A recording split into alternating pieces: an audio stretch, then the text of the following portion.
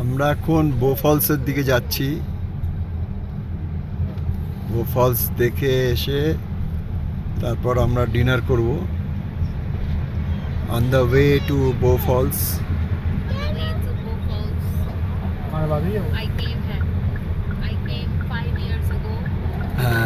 I came 5 years ago in the year 2018. Sorry, 2018. We came here at Banff.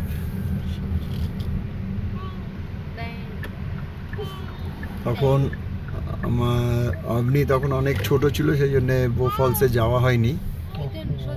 তো এইবার